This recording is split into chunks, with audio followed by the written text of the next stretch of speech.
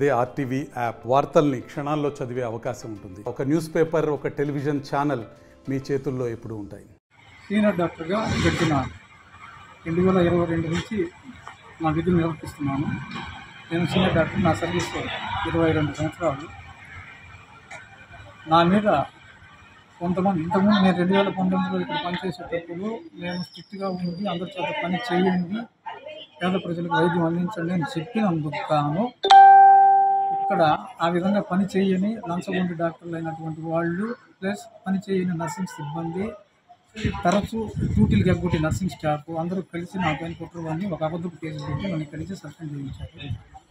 ఈ పోస్టింగ్లో నేను ఒంగోలు నుంచి మళ్ళీ ఇక్కడికి రావడం జరిగింది.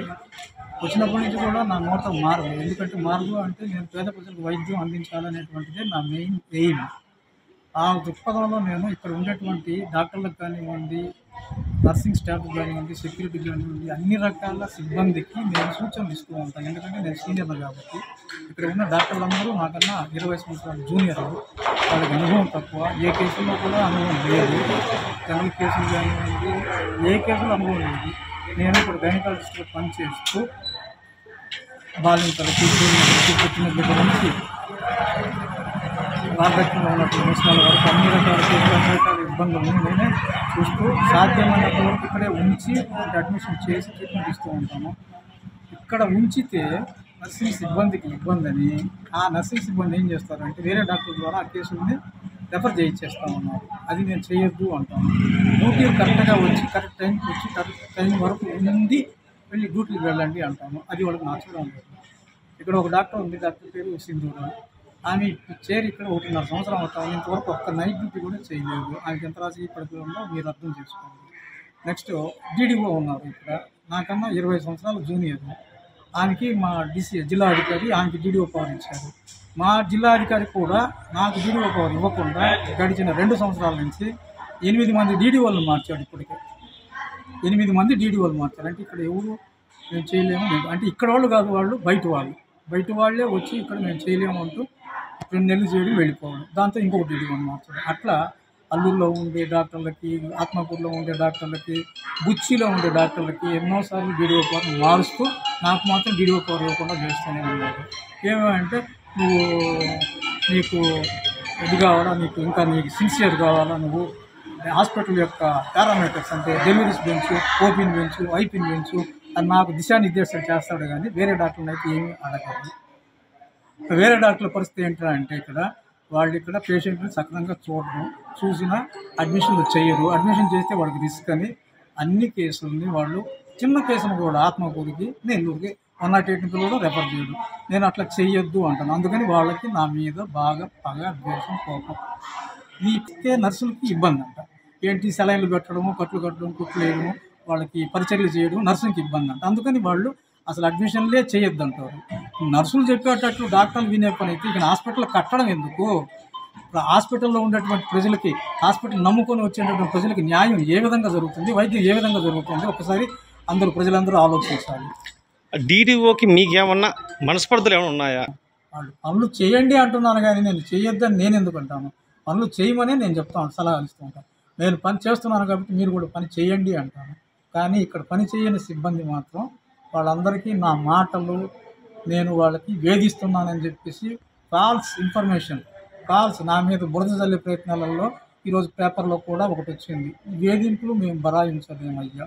నేను ఎప్పుడు ఎవరిని ఎక్కడ ఎలా వేధించానో ఒక్క మాట సాక్ష్యంతో సహా చెప్పమని చెప్పండి.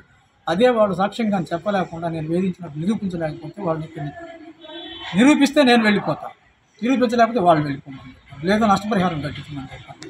మా జిల్లా అధికారి కూడా ఈ వ్యవహారాలన్నింటిలో చూసి చూడనట్టు వ్యవహరిస్తూ ఉంటారు. ఇంతకుముందు ఒక ఫార్మసిస్ట్ ఇక్కడ చాలా మందులు తీసుకొని 3 సంచుల్లో తీసుకుపోతా ఉంటే నేనే పట్టుకొని ఆపి ఈ మందులు ఇళ్ళకి తీసుకుపోకూడదు, ఇక్కడ పేద ప్రజలకు అందాల్సిన మందులు అని చెప్పి ఆపాను. ఆపితే ఆ మనిషి మరుసటి రోజు వచ్చి నా మీద డైరెక్ట్గా అటాక్ చేసి నీకేం సంబంధం, నువ్వు ఎందుకు అడుగుతావు మందులు, మేము తీసుకుపోతాం, ఎవరు అడిగేదానిక నా మీద జులుం చేసింది. ఆడ మనిషి కాబట్టి నేను కంప్లైంట్ రాసి మా జిల్లా అధికారికి కంప్లైంట్ పెట్టాను. ఆ విషయమై ఎంక్వైరీ జరిగింది. కందుకూరు నుంచి medical officer, senior medical officer, civil surgeon వచ్చారు, ఎంక్వైరీ చేశారు. కానీ ఇంతవరకు ఆ కేసు మీద ఎలాంటి చర్యలు తీసుకోలేదు. హాస్పిటల్ డెవలప్మెంట్ కమిటీ ఒకటి ఉంటుంది మనకి. హాస్పిటల్ డెవలప్మెంట్ సొసైటీకి ప్రతి సంవత్సరము 3 నుంచి 5 లక్షల దాకా నిధులు వస్తూ ఉంటాయి. ఆ నిధులు చాలా దుర్వినియోగం అయినాయి. కావాలంటే మీరు 2020 నుంచి ఆ నిధులని ఏ విధంగా ఖర్చు పెట్టారు, ఎక్కడ ఖర్చు పెట్టారు, ఎలా ఖర్చు పెట్టారు అవన్నీ కూడా వివరాలు అడిగి తెలుసుకోండి. ఇక్కడ వస్తువులు కొన్నట్టు బిల్లులు ఉంటాయి, వస్తువులు అయితే ఉండవు, బిల్లులు అయితే ఉంటాయి. అది కూడా నేను అడిగాను. ఇట్లా చాలా హాస్పిటల్ నిధులు దుర్వినియోగం జరిగినాయి కాబట్టి వాటి మీద కూడా ఎంక్వైరీ చేయించమని చెప్పి నేను మా జిల్లా అధికారికి కంప్లైంట్ పెట్టాను. జిల్లా అధికారి దాని మీద ఎంక్వైరీ చేయించాడు, కానీ ఇంతవరకు వాటి మీద చర్యలు తీసుకోలేదు. కాబట్టి ఈ అన్ని విషయాలు నేను అడుగుతూ ఉంటాను. ఎందుకంటే సీనియర్ని కాబట్టి సహించలేను కాబట్టి పేద ప్రజలకు న్యాయం జరపండి, చెయ్యండి అని నేను అడుగుతాను, చెప్తాను సలహాలు. అది నా ధర్మం. నేను ఒక మనిషిని, ఫస్ట్ సీనియర్ డాక్టర్ కన్నా కూడా ఒక సామాన్య మానవుడిని. సామాన్య ప్రజలకి ఇక్కడ వైద్యం సక్రమంగా అందాలంటే అందరూ పనిచేయాలి. అందరూ పని చేయకుండా నేను ఒక్కడిని పనిచేస్తే మాత్రం సామాన్య ప్రజలకు వైద్యం అందదు. అది కళ్ళ. అందరూ డాక్టర్లు కానివ్వండి, నర్సులు కానివ్వండి, ఇతర సిబ్బంది, అన్ని రకాల lab technicians, security, sanitary workers అందరూ వాళ్ళ పనులు నేను 100% మీరు చేయలేరు కానివ్వండి, 60 to 70% చేయండి అని నేను వాళ్ళకి చాలాసార్లు చెప్తూనే ఉంటాను. చెప్పినందుకు గాను నేను వాళ్ళకి భగస్తుని అవుతున్నాను. అందుకని వాళ్ళు దాన్ని వక్రీకరించి ఈ వేధింపులు మేము భరాయించలేమయ్యా అంటూ పేపర్కి ఇచ్చాను. మరిన్ని వీడియోస్ కోసం ఛానల్ ని సబ్స్క్రైబ్ చేయండి. లేటెస్ట్ అప్డేట్స్ కోసం వాట్సాప్ ఛానల్ ని ఫాలో చేయండి. అండ్ లింక్ డిస్క్రిప్షన్ లో ఉంది.